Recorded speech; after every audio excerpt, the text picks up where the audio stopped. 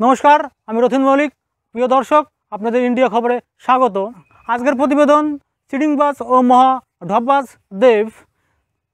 এখন যে বিষয়টা, কিছুদিন আগে দেবের একটা যে ভিডিও ভাইরাল হয়েছিল, সেই ভিডিওটা আপনারা এবার পর্যবেক্ষণ করুন। জায়গা একটা ফুল টাইম এমপি হলে সে আরো ভালো কাজ করতে পারবে।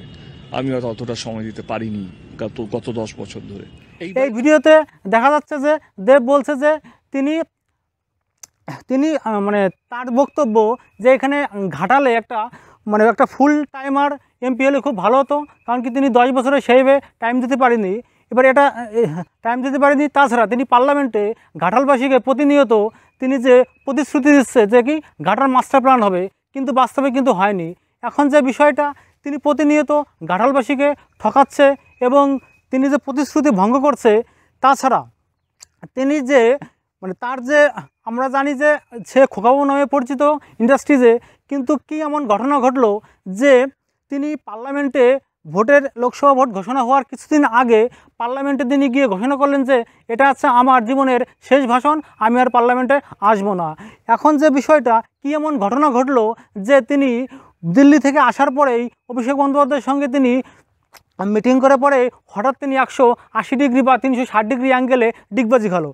আরেকটা যে বিষয়, তার যে রাজনৈতিক গুরু শঙ্কর দলুই, তিনি ছিলেন মেদিনীপুরে ঘাটাল যে সাংগঠনিক জেলা সভাপতি এবং একটা সময় তিনি ছিলেন সেখানকার বিধায়কও বটে। এবং তার বক্তব্য, তিনি দেব সেই শঙ্কর দলের হাত ধরে রাজনীতি আসেন।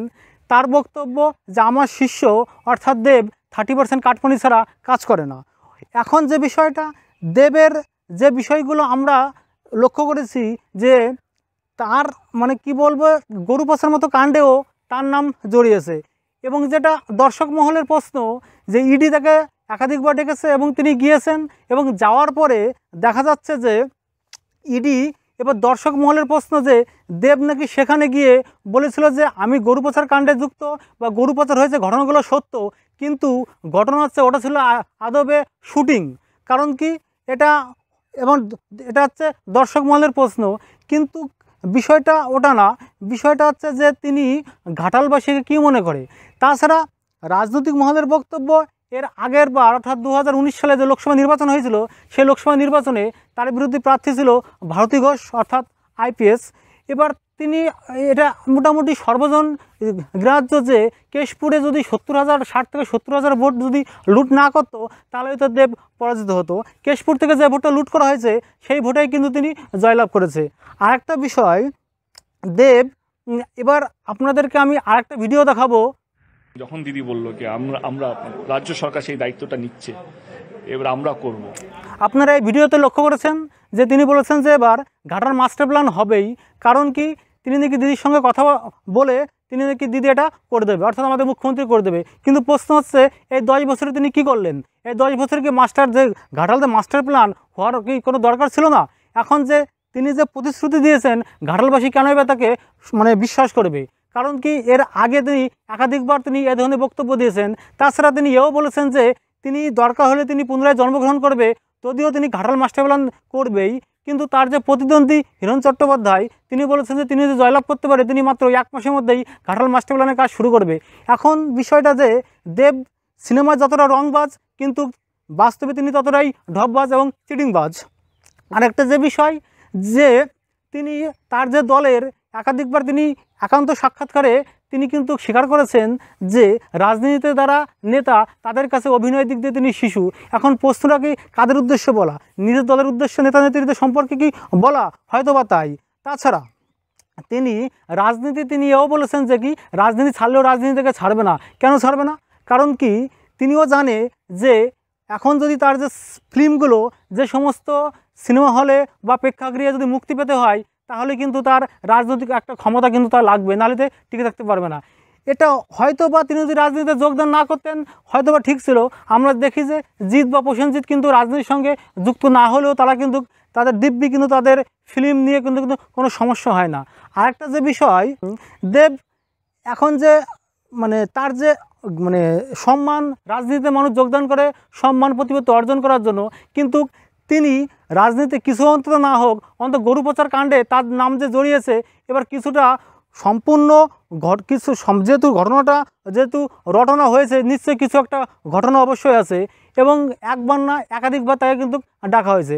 আর একটা যে বিষয়, ঘাটার যে মাস্টার প্ল্যান আদৌ কি হবে এবং তাকে মানুষ যে বিশ্বাস করবে, কেন বিশ্বাস করবে, এখন যে বিষয়টা তিনি কি পারেন, এটা হচ্ছে বিষয়।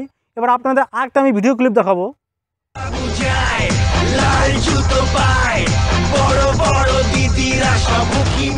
এই যে ভিডিও ক্লিপে দেখা যাচ্ছে যে খোকাবাবু যায়, লাল জুতো পায়, বড় বড় দিদিরা উকি মেরে চায়। এখন তিনি কি ঘাটালবাসীর যে সমস্ত দিদিরা, তারা কি তার কি লাল জুতো কি দেখার জন্য কি মুখিয়ে আছে?